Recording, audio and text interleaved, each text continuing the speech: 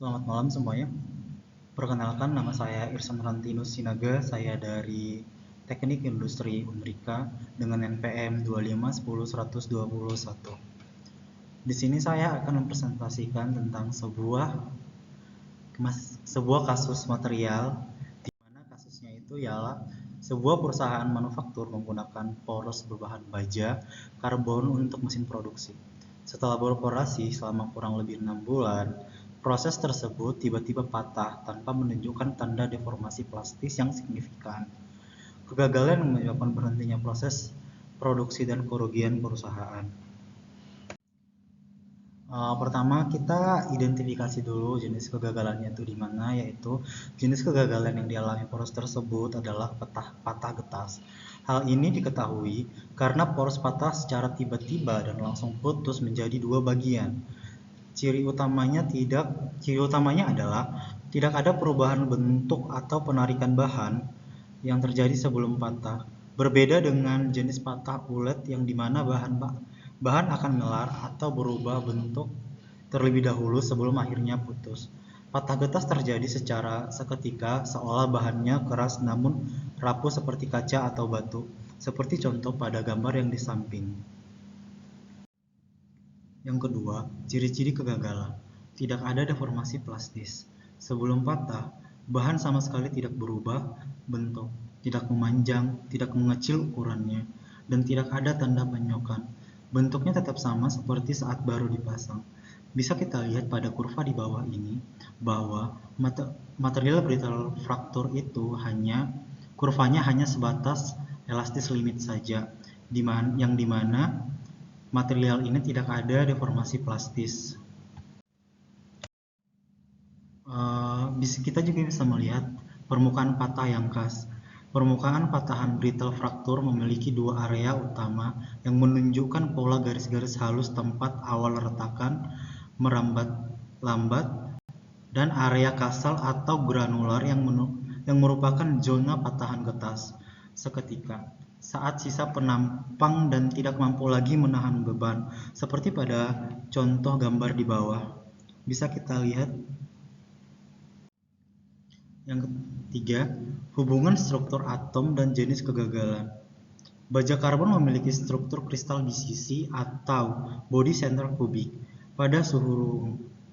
Logam berdeformasi plastis melalui pergerakan dislokasi di dalam kisi atomnya.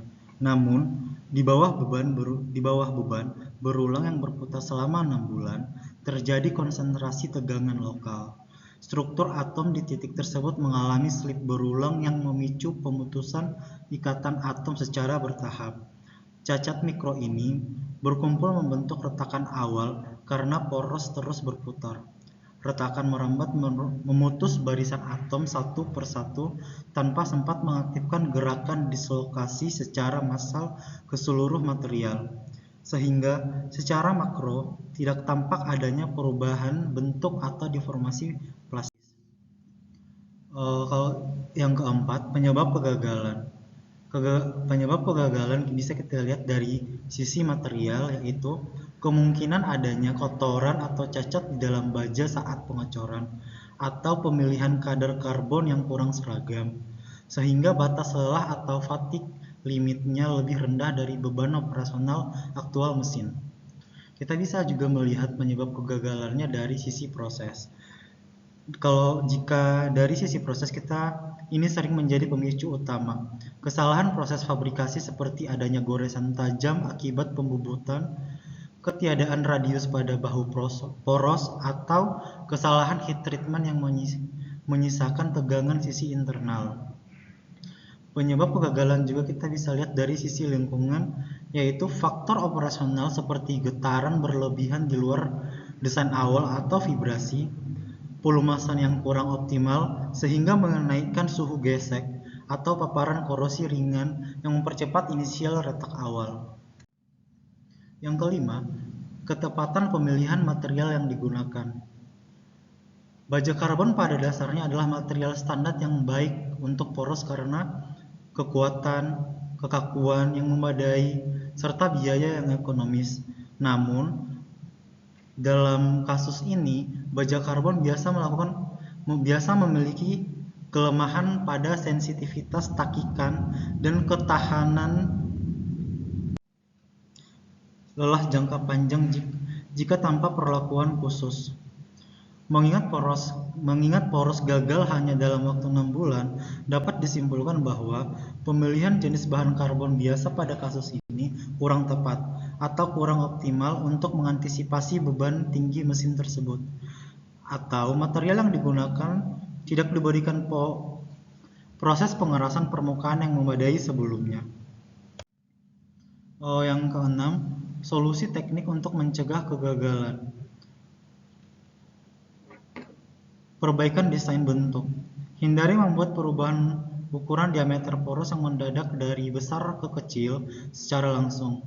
Buatlah bentuk lengkungan atau jari-jari halus pada perubahan ukuran agar gaya beban menyebar rata dan tidak menumpuk di satu titik saja. Dan kita juga bisa menghitung ulang kekuatan bahan dengan memberikan cadangan kekuatan yang aman. Solusi juga kita bisa melakukan dari sisi penggunaan dan perawatan rutin, yaitu menjaga suhu lingkungan kerja agar tidak terlalu dingin, berikan perlindungan terhadap karat dan korosi seperti kita bisa menggunakan anod zinc. Yang ketiga, kita bisa melakukan pemeriksaan rutin secara berkala untuk mendeteksi adanya retakan halus sejak dini sebelum menjadi kerusakan besar. Nah, untuk ini kita bisa melakukan pemeriksaan secara bertahap, mungkin 1 bulan sekali atau bisa juga 2 minggu sekali atau sesuai SOP yang digunakan di perusahaan tersebut. Nah, yang ketiga, kita harus memastikan beban kerja yang diterima poros tidak melebihi ke batas kemampuannya. Nah, biasanya setiap kapasitas mesin atau baja yang kita gunakan itu ada memiliki standar yang hanya bisa batas kemampuannya hanya segini, dan untuk itu kita tidak boleh memberikan beban terlalu banyak kepada sesuatu mesin atau barang.